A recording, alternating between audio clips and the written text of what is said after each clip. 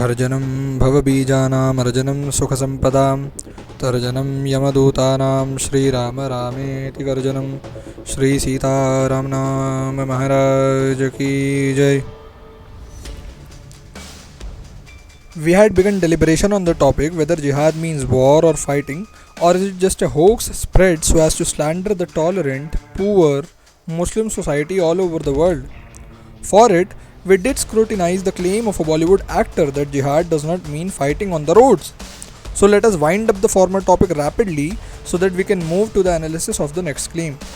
I presented certain statements from the Al-Bukhari in part 1 of our series that clearly used the term holy war for jihad.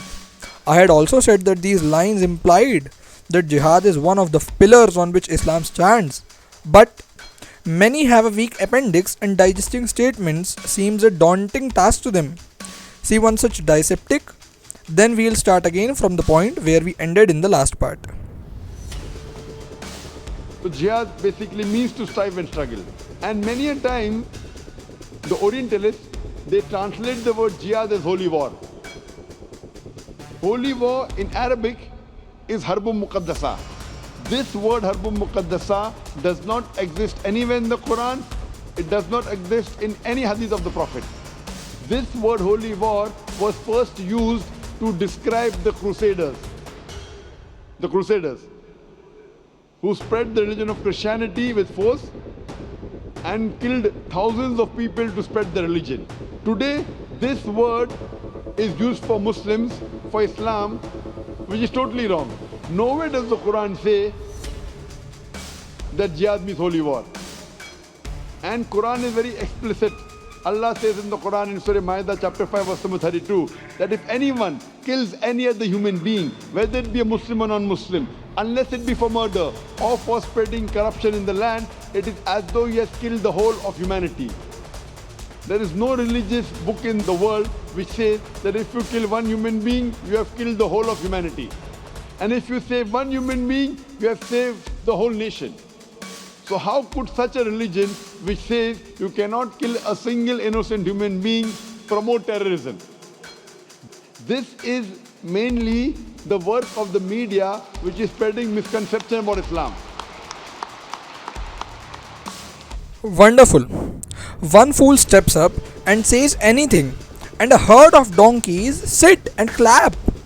Just spout any nonsense, and the audience blindly assumes it must be true. Just listen to what he is saying. This man claims that Orientalists, technically speaking Western scholars who study the East, are the source of certain controversial translations and ideas. To be precise, according to Zakir Naik, these Orientalists translate jihad to holy war. For now, understand that Orientalists are people from the West who study the languages, cultures, histories and traditions of Eastern societies, especially Asia. Let's leave aside the glaring issue that they are often accused of being tools of Western supremacy, mere instruments to justify colonization and whitewash the blood-soaked, greed-driven history of the West. Someone should ask this man, who was Muhammad Mohsin Khan? Was he an Orientalist?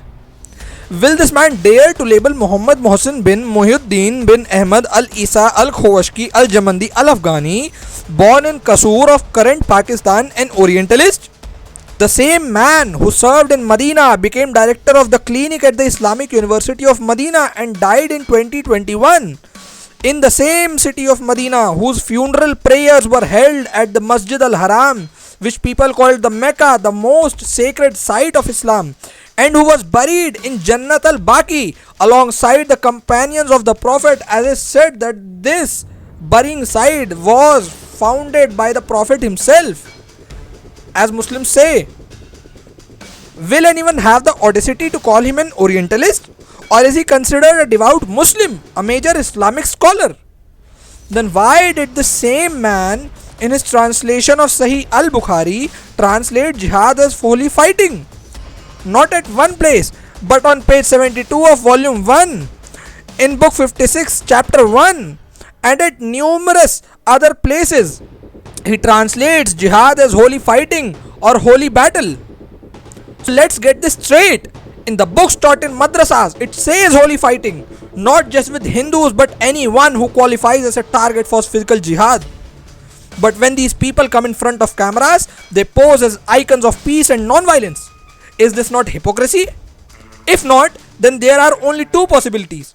Either all Muslims believe that Muhsin Khan was a fool and Darussalam, one of the most widely respected Islamic publishing house, was insane for printing his translation of the Quran and the Al-Bukhari, or Zakir Naik is a liar claiming that jihad does not mean holy war.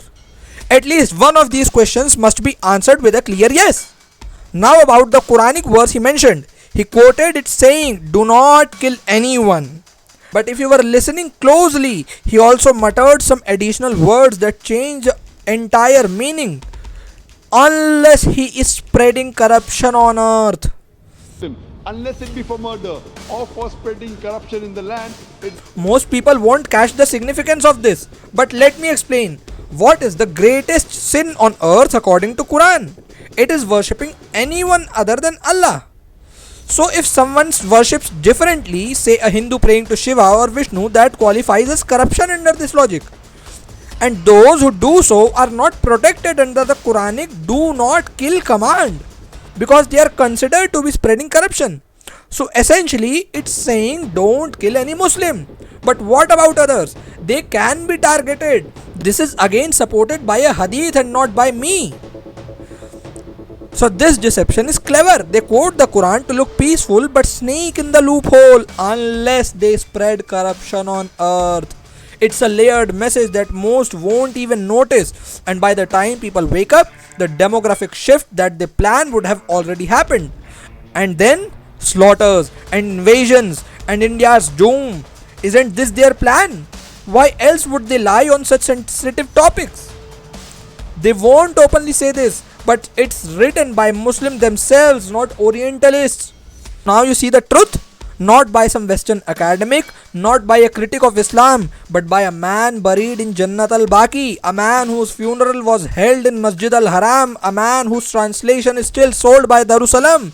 It is he who defines jihad as holy fighting. What more proof do you need, man? So next time someone claims that Hindus have no answer to these so-called intellectuals and these genius minds, just show them how hollow and contradictory their foundations are. And those Hindus who fall for this deception, who smile and nod on camera just to appear inclusive or modern or secular, they are even worse than the hypocrites they defend. What more can I say?